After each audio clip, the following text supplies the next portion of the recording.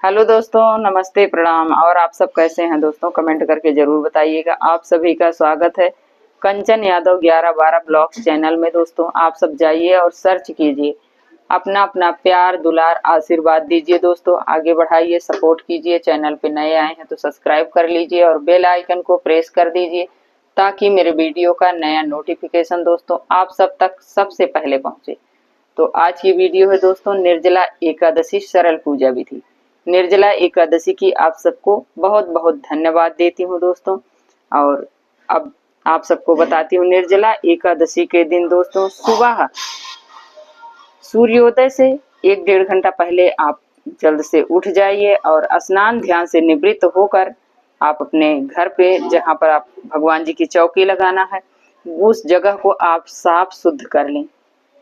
जिस पे आपको चौकी लगाना उसे भी थोड़ा गंगा जल से शुद्ध कर लें। और करने के बाद पीले रंग का धुला हुआ वस्त्र होना चाहिए, जैसे कि देख रहे हैं दोस्तों। इस प्रकार से आप बिछा लीजिएगा चौकी पे धुला साफ शुद्ध वस्त्र। बिछाने के बाद थोड़ा सा तिल हो या पुष्प का जो आपके पास हो उससे आप थोड़ा सा भगवान जी को आसन देकर उनके विग्रह को स्थापित कीजिएगा। और गणेश भगवान को भी थोड़ा सा पुष्प या तिल का आसन देकर विराजमान कर लीजिएगा। यदि ठाकुर जी हैं तो उन्हें भी आप चौकी पे विराजमान कर सकते हैं, तो आप उन्हें भी थोड़ा सा नीचे पुष्प डालकर आप विराजमान कीजिएगा। और ठाकुर जी हैं तो आप उन्हें इस दिन पंचामृत से स्नान करवाइएगा। स्नान करवाने के बाद उन्हें हो सके तो पीले रंग का ही पोशाक धारण करवाइएगा, जैसे कि देख रहे हो पीले रंग का मुकुट है, पीला इनका गले का हार है और वस्त्र भी है, बिछौना भी है इनका। तो आप देख लीजिएगा, यदि है तो पीले रंग का ही उन्हें धारण करवाइएगा, नहीं है तो जो आपके पास है वो आप पहना दीजिएगा। फिर इसके बाद एक लोटे में आप जल लीजिए, भाव रूप से सभी को स्नान करवा दीजिए पुष्प की सहायता से, जैसे कि देख रहे हो ये मैंने लिया है। इस प्रकार से आपको ऐसे से अपने चौकी पर छींटा लगाना है, 3 बार छींटा लगाइएगा। फिर इसके बाद सभी को वस्त्र स्वरूप कलावा समर्पित कीजिए। प्रथम पूज्य गणेश भगवान को, फिर विष्णु भगवान को। चुनरी है यदि पीले रंग की तो उसे भी आप समर्पित कर सकते हैं, उड़ा दीजिएगा। फिर इसके बाद आप गणेश भगवान के लिए यदि जनेऊ है तो जनेऊ भी समर्पित कर दीजिएगा, नहीं है तो कोई बात नहीं, फिर आप अपना दीपक प्रज्वलित कर लीजिए। करने के बाद थोड़ा सा हाथ में जल पुष्प लेकर अपने व्रत का संकल्प लीजिएगा। नाम गोत्र स्थान जिस कामना से आप कर रहे हैं, यदि जल से, फल से या नीरा जल या किसी कामना से, तो वो आप बोलकर भगवान जी के चरणों में छोड़ दीजिएगा पुष्प और जल लोटे में डाल दीजिएगा। फिर इसके बाद आप भगवान जी को तिलक करें, पीले चंदन से तिलक करें और रोली से गणेश भगवान को अपने दीपक में, दीपक की थाली में, लड्डू गोपाल को, घंटी में, सभी में आप अच्छे से तिलक करिए। तिलक करने के बाद आप इस एकादशी के व्रत में दोस्तों चावल वर्जित माना जाता है, तो आप तिल का प्रयोग करें। तो आप तिल डाल दीजिएगा, तिल चढ़ाइएगा और थोड़ा सा तिल अपने दिए में डाल दीजिएगा। कहते हैं जैसे जितना तिल चटकता है उतना आपका कष्ट कटता है, तो आप इसमें भी तिल डाल दीजिएगा और अपने जल के लोटे में भी डाल दीजिएगा। फिर इसके बाद आप धूप जला दीजिए। धूप जलाने के बाद सभी को धूप दिखाइए। धूप दिखाने के बाद सब आप पुष्प समर्पित कीजिए। पीले रंग का यदि पुष्प मिल जाए तो अति उत्तम है, तो आप पीले रंग का पुष्प समर्पित करें। सभी को समर्पित करने के बाद फिर आप भोग प्रसाद जो भी आपसे बन पड़ता है वो आप भोग लगाइएगा। लड्डू गोपाल का, विष्णु भगवान का अलग से लगाइएगा, गणेश जी का अलग से, इसलिए गणेश भगवान में तुलसी दल नहीं पड़ता है दोस्तों। तो आप भगवान जी के जो विष्णु भगवान का भोग लगाएंगे उसमें तुलसी दल अनिवार्य होता है। और जो जल का लोटा आप भर कर रखेंगे भगवान जी के लिए उसमें भी तुलसी दल जरूर डाल दीजिएगा दोस्तों। देख सकते हैं मेरे पास तुलसी दल नहीं है, तुलसी माँ सूख गई है गर्मी की वजह से, तो हम तुलसी की लकड़ी सुखवा के रखे हैं। इसी को हम जल में स्पर्श करा देते हैं उनके भोग प्रसाद में। इस प्रकार से हम स्पर्श करा देते हैं ताकि भगवान जी इस भोग प्रसाद को स्वीकार करें। लगाने के बाद दोस्तों अब हम क्या करेंगे कि हम भगवान जी की आरती करेंगे। तो आपके पास यदि कपूर है दोस्तों तो कपूर से आरती कीजिएगा, नहीं है तो इसी दीपक से आप पहले गणेश भगवान की आरती करेंगे, फिर विष्णु भगवान की आरती करेंगे। करने के बाद उन्हें भोग प्रसाद जो भी आप चढ़ाए हैं उसे भोग लगाइए, उन्हें पवाइए। पवाने के बाद जल ग्रहण कराइए।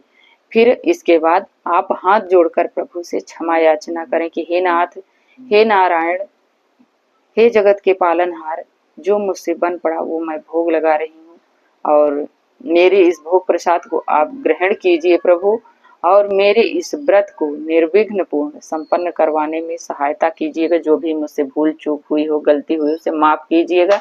इस प्रकार से बोलना है। बोलने के बाद आप दक्षिणा जरूर चढ़ाएं। कहते हैं जो मुझसे भूल चूक हो जाती है, पूजा में जो गलती हो जाती है, वो दक्षिणा पूर्ण कराता है। तो आप जो आपसे बन पड़े 11, 21, 51, 101 जो बन पड़े वो आप दक्षिणा चढ़ा दीजिए। इसके बाद आप थोड़ा सा हाथ में जल और पुष्प लेकर एकादशी माता की उसी जगह चौकी पर आप बैठकर भगवान जी की कथा सुने। एकादशी माँ की कथा सुनने के बाद हाथ में जो जल पुष्प लिए हैं उसको लोटे में डाल दें, और इस लोटे का जल सूर्य भगवान को अर्घ दे दें।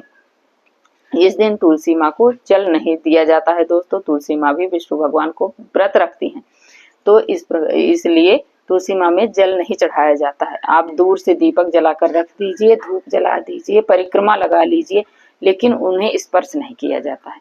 तो आप जल चढ़ाकर चले आइए और अपने घर में बैठकर कम से कम दोस्तों 108 बार आप भगवान जी के नाम का जाप करें। जो भी आपको मंत्र आता है, यदि कुछ नहीं आता तो ओम नमो भगवते वासुदेवाय इस मंत्र का आप जाप करें। यदि आप किसी भी चीज का दान करना चाहते हैं तो आप, यदि जल का है, फल का है, जो भी आपको दान करना है दोस्तों। वैसे तो इस एकादशी में, निर्जला वाली एकादशी जो ज्येष्ठ मास के शुक्ल पक्ष में पड़ती है दोस्तों, इस एकादशी पर जल का दान विशेष महत्व इसका होता है, विशेष फल देने वाला होता है। तो हमें इस दिन घड़े का, या आपसे घड़ा नहीं बन पड़ रहा तो आप जैसे शरबत, कई लोग शरबत भी पिलाते हैं, प्याऊ लगवाते हैं, तो ये सब आप देख लीजिएगा, ये भी कर सकते हैं। नहीं तो आप एक मिट्टी का घड़ा ले आइए और उसे अच्छी तरह से धुल लीजिए। धुलने के बाद कंठ तक जल भर दीजिए, थोड़ा सा मीठा डाल दीजिए, तुलसी दल, कंठ में मौली बांध दीजिए, स्वास्तिक बना दीजिए, और बाकी का मीठा जो है वो आप घड़े के ऊपर रख सकते हैं। फिर उस पर आप कोई भी एक ऋतु फल रख दीजिए, और दक्षिणा जो आपसे बन पड़ती है वो दक्षिणा रख दीजिए। फिर इसके बाद आप इसको मिनस दीजिए। मिनसने के बाद आप इसको किसी भी जरूरतमंद को, गरीब आदमी को, कोई भी हो, उसे आप इसको दान कर सकते हैं। यदि कोई नहीं लेता है, आनाकानी करते हैं, ढेर लोग संशय करते हैं, नहीं लेते हैं, तो आप मंदिर में ले जाकर रखे आइए। तब आप, यदि आप फलिहार से कर रहे हैं तो आप दान करने के बाद जल ग्रहण कर सकते हैं। यदि आप निरा जल रख रहे हैं तो आप दान कर दीजिए। दिन भर में आप कभी भी कर सकते हैं, लेकिन एकादशी के दिन दोस्तों, ये दूसरे दिन नहीं, दूसरे दिन अन्न का दान किया जाता है पारण से पहले। लेकिन अगर आप जल का दान कर रहे हैं दोस्तों, तो ये एकादशी के दिन ही जल का दान किया जाता है। तो इस प्रकार आपको करना है दोस्तों। इस दिन एकादशी के दिन आपको निराहार, जिसको रहना है वो निराहार रह सकते हैं, वो भी अपना स्वास्थ्य देखते हुए। ऐसा नहीं है कि हमारा स्वास्थ्य नहीं सही है फिर भी हम व्रत करें और दूसरे दिन हम हॉस्पिटल पहुंच जाएं, तो ऐसा नहीं है दोस्तों। अपना स्वास्थ्य देखते हुए इस व्रत को करें। ये बहुत जटिल व्रत है, बहुत कठिन है, इसलिए कि इसमें निराजल निराहार रहकर किया जाता है, वो भी ज्येष्ठ मास में। इतनी अधिक गर्मी और प्यास तो इतनी लगती है, पूछो मत दोस्तों। तो ये सब अपना देख कर ही इस व्रत को करें। और जिसको पानी पीना है दोस्तों, तो ढेर लोग पूछे हैं कि पानी कब पिए। तो पानी आप 10वीं की रात्रि में आप 2:30 बजे के करीब पी सकते हैं दोस्तों। बाकी भोर में जल नहीं ग्रहण किया जाता है। 24 घंटे का ये व्रत होता है, निराहार निराजल। तो ये आप 10वीं की रात्रि में 2:30 बजे करीब आप पी सकते हैं, बाकी नहीं पिया जाता है। ये देख लीजिएगा। अब हम जानेंगे एकादशी तिथि कब से प्रारंभ हो रही है और इसका पारण का समय कब है।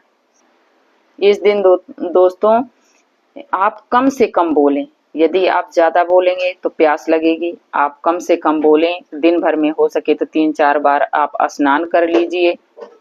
इस प्रकार आप करेंगे तो आपको प्यास कम लगेगी, और भिगा के आप टॉवेल अपने शरीर पर लपेट सकते हैं। ये सब आप कर लीजिएगा, तब आपको कम प्यास लगेगी जो निराजल रखेंगे। अब हम जानेंगे कि एकादशी कब से प्रारंभ हो रही? एकादशी तिथि प्रारंभ हो रही है दोस्तों 24 जून 2026 को शाम 6:12 से लेकर प्रारंभ हो जाएगी और 25 जून 2026 की रात 8:09 पर समाप्त होगी। व्रत दोस्तों 25 जून दिन गुरुवार को रखा जाएगा। पारण होगा शुक्रवार, दिन रहेगा शुक्रवार 26 तारीख को। अब हम जान लेते हैं पारण का शुभ मुहूर्त क्या रहेगा। सुबह 5:25 से लेकर 8:13 तक पारण का शुभ समय है दोस्तों। यदि हम पारण शुभ समय में करते हैं तो हमारा जो भी पूजा पाठ में कमी रह जाती है, गलती हो जाती है, उसे वो पूर्ण कराता है, तो हमें पूरा का पूरा फल एकादशी का मिलता है। तो इसलिए हमें शुभ समय में पारण करना चाहिए। पारण हम किससे करें? तुलसी दल, गंगा जल, आंवला, चावल से हम पारण कर सकते हैं। और जब आप पारण करें तो हाथ में जल ले लें, तुलसी या चावल या आंवला जिससे कर रहे हैं उसे लेकर हाथ में ओम कृष्णाय नमः, ओम गोविंदाय नमः, ओम केशवाय नमः ऐसे बोलकर आपको पारण करना है। अब मिलती हूँ दोस्तों नेक्स्ट ब्लॉग वीडियो में। तब तक के लिए दोस्तों बाय बाय, राधे राधे, जय श्रीमन नारायण।